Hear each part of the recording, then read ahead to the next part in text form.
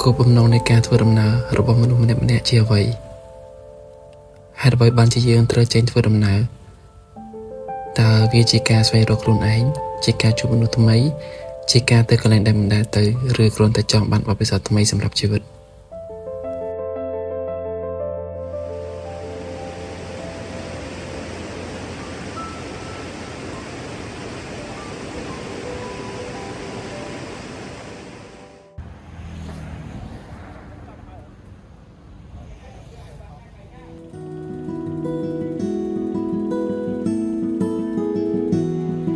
ខ្ញុំតែងតែឮអ្នកដែលចូលចិត្តធ្វើដំណើរម្នាក់ឯងឬអ្នកដែលចូលចិត្ត explore ជុំវិញពិភពលោកនិយាយថាការធ្វើដំណើរគឺជាការស្វែងរកខ្លួនឯងហើយសំណួរដែលខ្ញុំបានសួរនៅខាងដើមពេលខ្លះខ្ញុំមានអារម្មណ៍ថាយើងបានដាក់សំណួរជាច្រើនសួរមកកាន់ខ្លួនឯងតែទោះជាយ៉ាងណាក៏ដោយ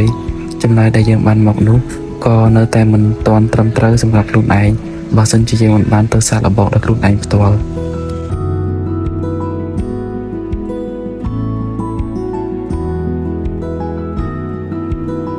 ការគេចចេញពីទីក្រុងដែលយើងតែងតែរវល់ជាមួយនឹងសាលារៀនការងារមនុស្សនិងសង្គមតែពេលដែលខ្ញុំកំពុងធ្វើដំណើរតាមផ្លូវដែលពុំទាន់មានភាពអ៊ូអរនៅឡើយដោយសារតែនៅរៀងព្រឹកហើយលីឡំជាមួយនឹងខ្យល់ត្រជាក់ដោយសារតែខែរងាហាក់ពុំទាន់រសាត់ចេញពីយើងនៅឡើយបានធ្វើឲ្យខ្ញុំមានអារម្មណ៍ថារឿងរ៉ាវដែលរំខានខួរក្បាលទាំងប៉ុន្មានហាក់រសាត់ចេញបន្តិចម្ដង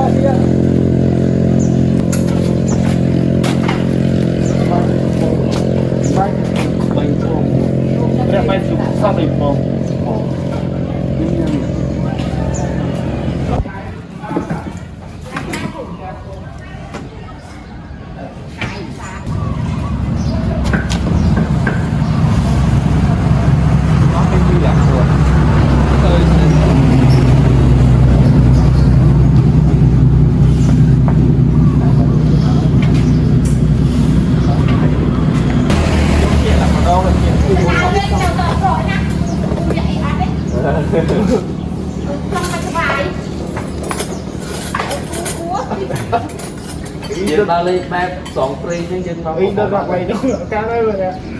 បាត់តាមហើយអត់ទេខ្ញុំធ្វើល្ងាចទៅតែមិនកាន់អីដល់ដល់លេខចូលអត់ដល់ខ្ញុំដល់ហើយបង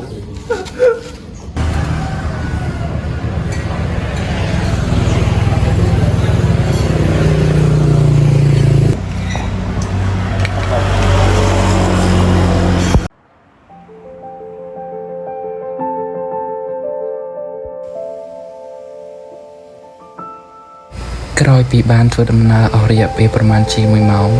យើងបានចូលទៅស្រស់ស្រូបអាហារពេលព្រឹកនៅតាមផ្លូវនិងបាននិយាយគ្នាបន្តិចមុននឹងចេញដំណើរបន្ត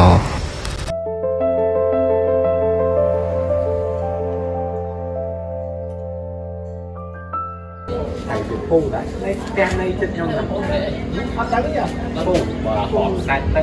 ត្រូវយកពូសាកូនណាខ្ញុំ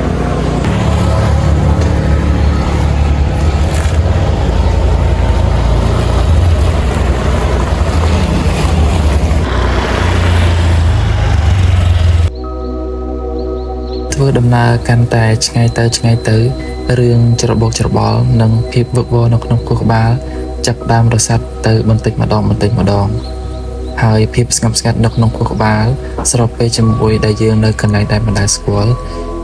សំណួរមួយចំនួនបានផុសឡើងនៅក្នុងខួរក្បាលរបស់យើងថា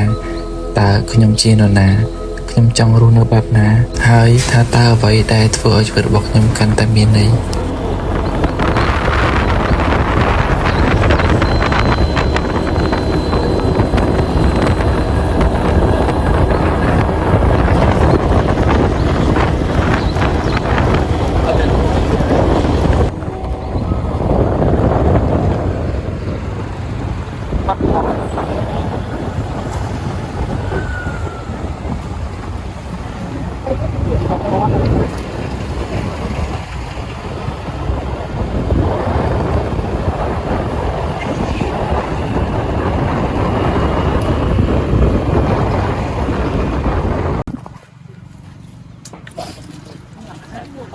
អីប្រហែលមួយនាទីទៅឆ្អិនមកលើក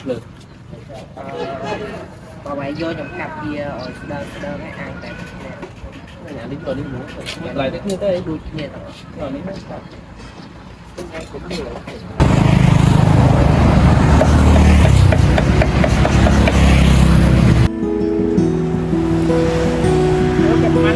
ចូលផងចៅ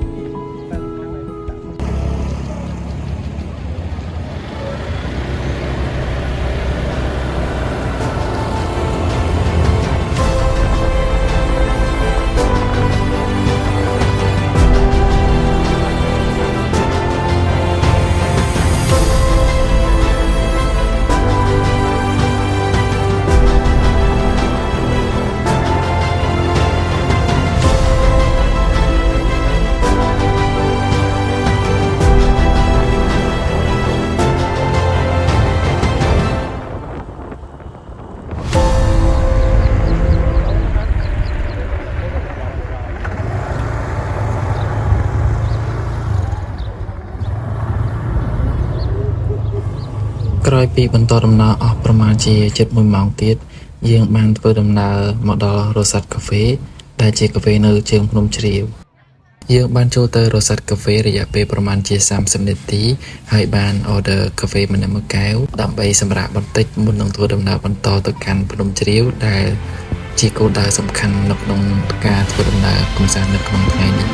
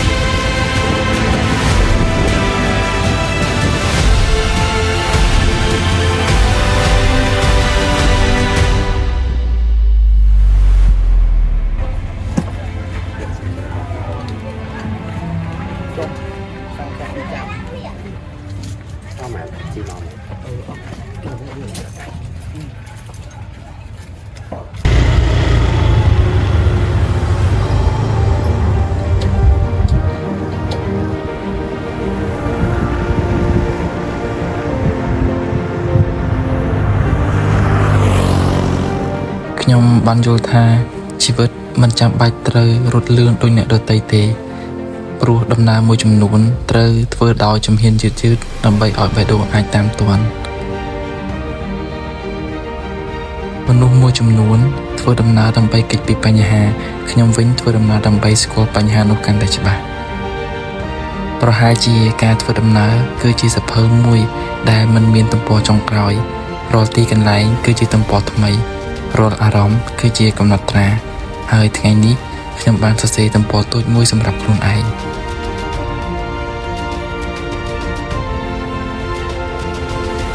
ការធ្វើដំណើរមិនមែនសម្រាប់គេចចេញពីបញ្ហាជីវិតទេតែសម្រាប់ត្រឡប់មករកខ្លួនឯងវិញពេលយើងឈរនៅកន្លែងមិនស្គាល់យើងចាប់ផ្ដើមស្គាល់ខ្លួនឯងកាន់តែច្បាស់ខ្ញុំជានរណាខ្ញុំចង់ក្លាយជានរណាតើជីវិតនេះខ្ញុំចង់រស់នៅបែបណាសំណួរទាំងនេះមិនមែនសម្រាប់ធ្វើឲ្យយើងភ័យទេតែសម្រាប់ធ្វើឲ្យយើងក្លាហាន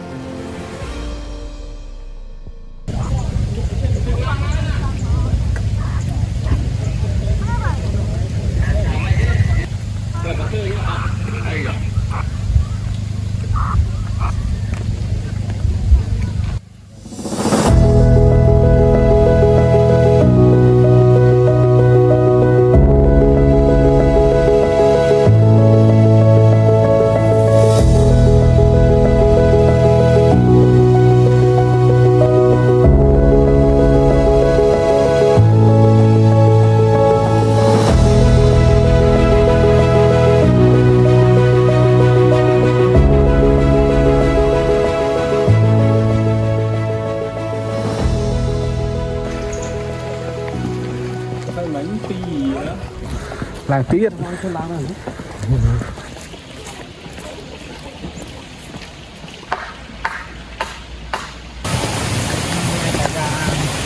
บกเว้ย ខ្ញុំចូលចិត្តដើរឡើងភ្នំព្រោះនៅលើភ្នំគ្មានអ្វីអស្ចារ្យជាងសម្លេងខ្យល់និងភាពស្ងៀមស្ងាត់ទេតែភាពស្ងៀមស្ងាត់នេះធ្វើឲ្យខ្ញុំបានឮសម្លេងខ្លួនឯងកាន់តែច្បាស់ជាងមុននៅទីក្រុងយើងរត់តាមគោលដៅរត់តាមសម្ពាធនិងរត់តាមការរំពឹងរបស់អ្នកដទៃតែទីនេះខ្ញុំមិនចាំបាច់រត់ទេខ្ញុំគ្រាន់តែដើរហើយដកដង្ហើមមួយៗ